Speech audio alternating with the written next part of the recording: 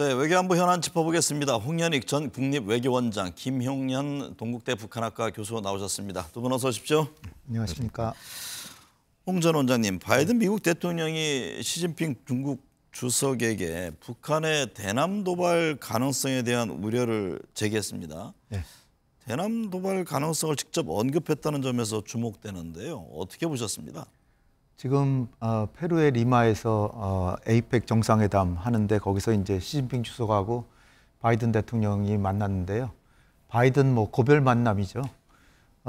그런데 바이든은 이제 약발이 떨어졌으니까 네. 바이든의 말을 이렇게 주목할 필요는 없습니다. 이제 트럼프 시대니까요. 그런데 어쨌든 바이든이 마지막 임기 만료되는 걸 관리하기 위해서 한반도의 안정을 이제 도모하기 위해서 중국이 좀 역할을 해달라라는 얘기인데요. 특히 우리가 주목할 내용은 중국이 영향력을 발휘해서 북한의 러시아 추가 파병을 막아달라 이렇게 얘기했는데 시진핑이 듣기에는 이게 왜 북한하고 러시아 간의 문제인데 왜 나한테 얘기를 하나 그렇게 들었을 겁니다. 네. 근데 시진핑이 한 얘기 중에 제일 중요한 얘기는 한반도에서 충돌과 혼란이 발생하는 것을 허용하지 않겠다 이런 네. 얘기를 했대요. 단호한 입장을 낸 거죠. 그게 그 얘기는 뭐냐면 한반도에서 남북한 간에 무슨 충돌이 벌어지고 이런 게 중국의 사활적인 이해관계에 해당된다. 따라서 중국이 한반도 내부에 충돌이 있고 혼란이 발생하는 건 영향력을 미치겠다는 걸 분명히 얘기했다는 겁니다. 네. 그러니까 북한의 러시아 파병 이런 얘기 하지 말고 한반도 문제가 우린 관심이다 그런 얘기를 했다는 거죠. 네. 김용현 교수님, 네. 김정은 북한 국무위원장이 자폭 공격형 무인기 성능 시험 현장을 찾아서 네, 자폭 무인기를 과시했습니다. 그렇습니다. 근데 문제는 이게 실전화 우려의 목소리가 나오고 있잖아요. 아마 실전을 염두에 둔 이번 시험이었다 이렇게 네. 봐야 될 것 같습니다. 지난 14일이었는데요. 현지 지도의 내용이 뭐냐면 사실상 무인 항공기들 연합체 산하 연구소 네. 그리고 기업소들의 거기서 생산된 것들의 성능 시험 현장이었습니다. 다시 말씀드리면 이번에 양산 단계에 접어든 것이다 이렇게 우리가 볼 수밖에 없는 게 기업소들에서 지금 생산을 했다는 거거든요. 네. 그러니까 이것은 한두 개의 시험용이 아니라 실제 양산을 하는 데 있어서 그것을 양산 직전에 지금 성능 시험을 김정은 위원장 앞에서 보여줬다 이렇게 봐야 될 것 같아요. 두 가지 의미가 있는 것 같은데 하나는 평양에 지금 무인기 침투 사건이 있었습니다. 어쨌든 네. 이제 북한으로서는 침투 사건이라고 이야기를 하고 있으니까요. 여기에 대응하는 대남 경고성 성격이 있다 이렇게 한편으로 봐지고요. 또 하나 이제 지금 걱정스러운 부분은 북한이 이 무인기를 대량 생산을 해서 러시아에 대한 공급을 할 가능성이 저는 굉장히 높다고 봅니다. 네. 그러니까 러시아로 이게 무인기가 들어가게 되면 사실상 외화벌이를 북한은 하는 것이고 이게 보면 이제 자폭 무인기입니다. 그러니까 다시 돌아오지 않는 무인기예요. 네. 그러니까 이 무인기가 실제 러시아 우크라이나 전장에서 상당한 역할을 할 수도 있다는 겁니다. 네. 그리고 이번에 성능 시험을 보면 또 한편으로 보면 그 자동차의 무인기에서 자동차에 자폭하는 장면이 나옵니다. 그러니까 이건 이제 요인 암살용 성격도 있거든요. 네. 그렇게 보면 이번에 북한의 이 시험은 어쨌든 상당히 위협적인 부분이 있고 또 러시아 우크라이나 전쟁에서 이것이 만약에 직접 수출로 가게 될 경우에는 굉장히 많은 전술적 차원에서의 영향을 줄 수도 있다고 봅니다. 네. 홍현익 원장님, 북한 자강도에 중거리 탄도 미사일 IRBM 그리고 대륙간 탄도 미사일이죠. 그 ICBM을 보유한 지하 미사일 기지가 처음으로 확인됐다는 주장이 제기가 됐습니다. 북미 핵 협상에서 한 번도 거론이 안 된 곳이라면서요. 네. 이곳이 이제 자강도인데요. 자강도는 이제 북중 국경 접경 지역입니다. 네. 그러니까 서울에서는 상당히 멀어서 324km 떨어졌다고 그러는데요. 그러나 이제 여기서 발사하는 것들은 중거리와 장거리 미사일이기 때문에 최소 5,000km 날아가는 겁니다. 그러니까 한국에 대한 위협 시설이 새로 발견된 건 아니고요. 미국이 보기에는 새로울 수도 있겠죠. 네. 미국까지 날아가는 거를 쏘는 거니까 일본이나 뭐 하와이나 뭐 이런 데서는 미국 본토가 다 사정권에 들어오는 그렇죠. 거죠. 대륙간 탄도탄은 지금 뭐 화성 18형 그런 거는 뉴욕까지 다 날아가니까요. 네. 근데 이제 그런 기지가 북중 국경에 있는 게 또 지하 미사일 기지예요. 그 인근에는 또 대공 방어 부대도 위치하고 있고 연대나 여단 규모의 병력이 배치하고 있어서 이 지금 현재 운영되고 있는 시설이다. 근데 이런 시설이 한두 군데가 아니라 15곳 내지 20곳인데 그 중에 하나가 이제 새로 발견됐다는 겁니다. 그리고 지금까지 북한과 미국과의 그 핵 협상이나 이런 데서 전혀 논의되지 않았기 때문에 이런 것들이 이제 계속 발견되면은 미국은 북한에 대해서 계속 이 신뢰를 할 수 없다 이렇게 보겠죠. 네. 그러니까 당장에 한국에 대한 위협은 아니고 그러나 미국이 위협을 받으면 미국이 움직이면 또 우리한테 영향이 있기 때문에 그런 측면에서 관찰할 필요가 있겠습니다. 김용현 교수님, 네. 미국 정부는 북한의 도발 가능성을 예의주시한다고 밝히기도 했는데요. 네네. 이 북한의 도발 문제는 어떻게 보세요? 만약 도발을 한다면 과연 어떤 방식으로 갈 것인지 네네. 지금 뭐 핵실험을 염두에 둔 건지 아니면은 네네. 국지전 가능성까지도 있다고 하는 건지요? 뭐 국지전 가능성이 그렇게 높다고 보지는 않고요. 네. 다만 이제 트럼프 행정부가 1월에 출범합니다.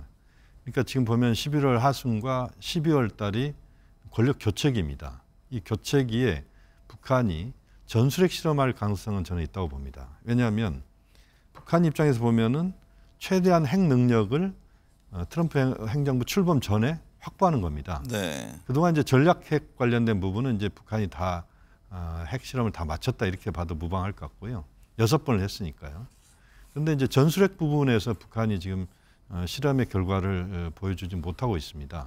그러니까 소형화 경량화된 핵폭탄을 터뜨려서 전술적 차원에서의 이제 목표를 달성하는 그런 실험인데 우리 입장에서는 보면 이 전술핵 실험이 더 위협적일 수도 있습니다. 네. 전략핵 같은 경우는 이제 미국을 겨냥한 측면이 있다 이렇게 볼 수도 있는데 그런 차원에서 그 가능성들은 저는 있을 수 있다고 보고요. 네. 그다음 이제 군사 정찰 위성 관련된 부분인데 이것도 역시 이제 러시아의 광학 기술이 접목이 되게 되면 사실상 상당히 빠른 속도로 북한의 기술력이 확보되면서 올해 두세 차례 북한이 더 정찰 위성 쏘기로 했거든요. 네. 쏘겠다고 했고 북한이 대체로 그렇게 공언한 것들은 대체로 또 그 행동을 하게 하는 게 그동안의 이제 관례였습니다. 그렇게 보면 군사 정찰 위성 발사랄지 이런 것들을 통해서 북한이 최대한 트럼프 행정부 실제 출범 전에 미국에 대해서 비교 우위를 좀 만들어내겠다. 그리고 네. 북한이 트럼프 행정부와 협상을 하더라도 미국에 끌려가지 않으면서 북한이 판을 끌고 가겠다. 이런 차원에서의 군사적인 전략적 행동들이 있을 가능성은 충분히 있다고 봅니다. 홍 원장님, 김정은 북한 국무위원장 트럼프 당선인에게 축하 메시지를 아직 건네지 않고 있는데요. 향후 북미 정상들 간의 관계 어떻게 예상하세요? 지금 뭐 트럼프 당선인의 평양행 얘기도 나오잖아요. 존 볼튼이 지금 뭐 트럼프하고 사이가 별로 안 좋거든요. 네. 근데 어쨌든 트럼프는 예측 불가능하다 하면서 한 얘기입니다. 취임 초기에 평양을 가도 놀라지 않겠다. 그럼 몇 비유적으로 얘기한 거죠. 네. 근데 김정은으로서는 지금 축하 메시지를 뭐 굳이 보낼 필요가 없는 게 굳이 자기의 의사를 미리 밝혀서 북한의 입장을 표명할 필요가 별로 없고요. 지금 김정은은 러시아에 파병하고 러시아의 거기가 이제 동맹으로 복원되고 그 뒷배가 이제 든든해졌기 때문에 굳이 뭐 미국에 이렇게 구걸하다시피 이렇게 할 필요가 없다라고 이제 여기고 있을 겁니다. 네. 따라서 트럼프가 이제 초기에 어떻게 나오나를 이제 보고 또 강요들이 어떤 사람이 임명되느냐 이제 대부분 다 임명이 됐죠. 근데 대부분 다 대북 강경파들입니다. 근데 어쨌거나 트럼프가 이제 주도하기 때문에 트럼프가 어떻게 하나를 보는데 트럼프는 일단 우크라이나를 제일 먼저 손댈 거고요. 네. 두 번째는 이스라엘 문제. 종전 방향으로 두 개 다 이제 진행을 하는데 그렇게 되면은 만약 우크라이나 종전이 되면은 러시아하고 푸틴하고 트럼프하고 관계도 좋기 때문에 미국하고 러시아 관계가 좋아지고 북러 관계가 약간 이완되면서 자연히 이제 그 다음 차례가 북한이 될 겁니다. 그러니까 네. 지금은 내년 상반기까지는 큰 변화가 있을 것 같지는 않고요. 뭐 좀 그 간을 보겠죠, 서로 간을 보다가. 근데 트럼프가 예상과 달리 김정은을 3번이나 만났는데도 아무 변화가 없으면 김정은이 이제 뭔가 큰 도발을 2017년처럼 큰 도발을 해서 그 다음에 북미 정상회담이나 북미회담으로 가느냐, 아니면 이미 3번이나 만났으니까 트럼프가 좀 획기적으로 대화 제안을 해서 뭐 실무회담이든 정상회담으로 가느냐 하느냐 여부가 달렸지, 제가 보기에는 군축회담 쪽으로 북미회담이 될 가능성이 매우 크다고 봅니다. 네. 군축회담이라고 하는 거는 지금 한반도 비핵화로 가는 게 아니라 어느 정도의 북한 핵을 인정해 주면서 동결만 해라, 또 장거리 미사일 개발하지 말라, 그러면은 제재 해소해 주고 그다음에 지원까지 해주겠다, 이렇게 갈 가능성이 있기 때문에 우리는 상당히 이 부분을 철저하게 대비해야 될 것 같습니다. 김 교수님, 트럼프 당선인 지금 인선에 속도를 내고 있는데 그러면서 좀 논란도 있습니다. 네. 일론 머스크 테슬라 최고 경영자, 뭐 정부 효율부 수장으로 지명됐는데 지금 맞습니다. 가장 관심이 쏠리는 인물이잖아요. 네네네. 트럼프에게서 과연 어떤 역할을 할 것인지, 네네. 머스크가 뭐 트럼프 당선인 가족 사진에도 등장하고 트럼프 손녀가 삼촌이라고 뭐 이렇게 칭하는 그런 모습도 이렇게 비춰지면서 굉장히 돈독하게 지금 그렇죠. 보여지잖아요. 그렇습니다. 지금 말씀하신 것처럼 트럼프와 머스크가 거의 뭐 형제 또는 삼촌과 조카 사이 같은 그런 느낌이 들 정도입니다. 지난번에 보면 이제 트럼프 대통령 당선자가 당선되자마자 첫 연설을 할 때 네. 그때 보면 일론 머스크 이야기를 3, 4분 정도 계속해서 합니다. 머스크의 장점과 엄청 띄워줬죠. 그렇죠. 네. 뭐 머스크가 뭐 최고다 뭐 이런 거였거든요. 그때는 이제 그 정도만 뭐 이야기를 할 줄 알았는데 그 다음에 보면은 사실상 뭐 정부 효율부 수장으로 물론 2인 체제이긴 합니다만 이렇게 이제 등장을 시키고 전체적으로 보면 경제 분야에서 최고 조력자가 될 것 같다. 네. 또 그러니까 도네이션을 많이 해서 그런 것뿐만 아니라 실질적으로도 그걸 넘어서는 머스크에 거예요. 대한 상당한 신뢰가 있다, 이렇게 그렇죠. 보시는 거군요. 그렇죠. 그러니까 뭐 꽤 많은 액수의 이제 도네이션을 했잖아요. 네. 거기에 대한 답례 차원이 아니고 그것을 넘어서서 트럼프 전 대통령은 머스크를 굉장히 중요하고 굉장히 그 미래에 대한 해안이 있고 아주 중요한 인물로 지금 보고 있는 것 같습니다. 네. 그래서 일부에서 보면 이제 선거 때 트럼프 대통령에 대한 적극 지지 현상을 보면서 일부 언론에서는 트럼프의 치어리더다 뭐 이런 이야기까지 했었거든요. 네. 그런데 이게 실제 선거 때만 그친 게 아니고 지금 현재 그리고 앞으로도 머스크의 역할은 우리가 생각하는 범위를 훨씬 넘어서서 트럼프 대통령의 외교 정책, 경제 정책에까지도 많은 부분 영향을 줄 것이다. 이렇게 또 전망을 할 수 있을 것 같습니다. 홍현희 원장님, 트럼프 2기 핵심 실세로 장남인 트럼프 주니어 이야기되고 있는데요. 장녀 이방카 부부와는 지금 거리를 두는 모습이던데, 이방카는 트럼프 당선인이 싫어한다고 했던 테일러 스위프트 공연에 가고 파란 정장 입는 그런 모습도 자주 보이던데, 가족 간의 그럼 영향력에도 뭔가 좀 변화가 있는 겁니까? 변화가 확실히 있는 것 같습니다. 네. 이방카가 요즘 좀 트럼프 눈밖에 난 것 같은 잘 그런 보이지 않아요, 그죠? 모양새죠. 네. 그리고 저 대선 국면에서도 선거운동본부에 잘 활동을 안 했다고 합니다. 1기에는 그 이방카하고 이방카의 남편인 그 이제 사위죠. 제라드 쿠시너가 유태인인데 네. 이 백악관 선임 고문으로 내내 활동했거든요. 그러니까 아주 그냥 영향력이 컸었는데 요번엔 좀 빠지는 것 같고요. 이제는 정말 그 친자식인 장남 트럼프 주니어가 지금 활동을 하고요. 터커 칼슨이라고 하는 그 폭스뉴스 앵커하고 같이 대단한 영향을 미치는데 부통령 벤스 임명하는데도 결정적으로 영향을 미쳤고 네. 그다음에 장관들 지금 임명하는데 충성심을 자기가 다 테스트하겠다 그러고 그다음에 이제 주목되는 게 네오콘이나 매파는 등용하지 않겠다라는 얘기도 해가면서 그래서 지금 그 중에 이제 하나가 니키 헤일리 같은 사람, 네. 그다음에 저 마이크 폼페이오 전 국무장관 이런 사람 내각에서 배제하겠다 이런 걸 다 장남이 다 정리를 하고 있어요.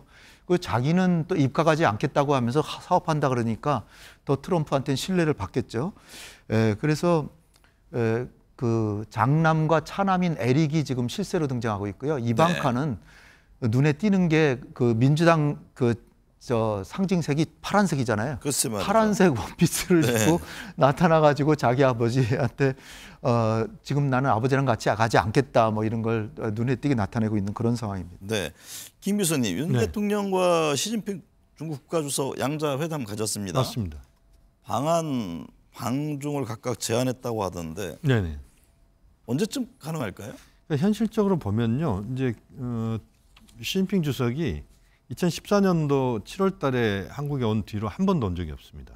그때 원래 오기로 했는데 코로나 맞습니다. 전국이 됐죠. 예. 네. 11년 동안 이제 못 왔는데 지금 이제 내년도에 경주에서 중요한 행사가 있습니다. 에이펙 정상회의가 경주에서 있고요. 2026년도에는 중국에서 합니다. 그러니까 내년에 한국, 내후년도에 중국 이렇게 되기 때문에 내년도 한국의 에이펙 가을 정도 될 것 같은데요. 그때 시진핑 주석을 초청하는 뭐 이런 지금 이야기가 나오고 있고 또 내후년도에 우리 대통령께서 중국 방문하는 이런 정도로 지금 정리가 되고 있는 것 같습니다. 이제 다만 이제 지금 한중 관계도 여러 가지 현안이 있고 또 네. 이번에 보면은 이제 그 중국이 비자 면제를 시켰잖아요. 네. 그런 것들까지 보면 이제 중국도 적극적으로 한국과의 협력 또는 대화를 하고 싶다 이런 입장인 것 같아서 네. 내년 가을까지 가기보다는 최대한 빨리 내년 봄이라도 시 주석이 방한을 하고 또 우리 대통령께서 또 중국 가는 뭐 이런 식으로 방향을 잡는 것이 굉장히 중요하다고 봅니다. 홍 원장님, 외신 중에요 좀 흥미로운 걸 본 게 있는데 주일 미군 사령부가 자위대와 협력하기 위해서 도쿄 도심으로 이전을 검토하고 있다 이런 소식인데 네. 이게 어떤 배경일까요? 이게 한미일 삼각 지휘 체제가 일원화되는 그 일환이라고 이제 보여집니다. 네. 최근에 이제 일본군이 일본 그 자위대가 육해공 통합사령부를 만들었거든요. 그리고 이제 동경 내부로 이제 방위성으로 들어갑니다. 네. 그런데다가 이제 거기에 따라서 주일미군도 통합군 사령부를 만들어서 하는데 통합군 사령부가 지금은 도쿄 서부의 요코다 기지라고 하는 30km 도쿄에서 30km 떨어진 곳에 있는데 근데 주일미군하고 일본군하고 이게 연합 체제를 갖추려면 좀 가까이 있어야 되잖아요. 네. 그러니까 롯본기라고 하는 도쿄 중심가에 롯본기로 옮긴다는 거예요. 방위성에서 3km밖에 안 된답니다. 거기다가 지금 한국군도 지난 10월 달에 한국군 전략사령부 만들었죠. 그다음에 한미연합사하고 이제 연계를 강화하잖아요. 그런데다가 일본군도 주일미군하고 일본 자위대하고 연합이 되고 그래서 한국의 주한미군, 주일미군, 한국군, 일본군이 한미일 삼각 연합 체제를 갖추는 그런 모양새라고 이제 보여집니다. 네, 오늘 두 말씀 감사합니다.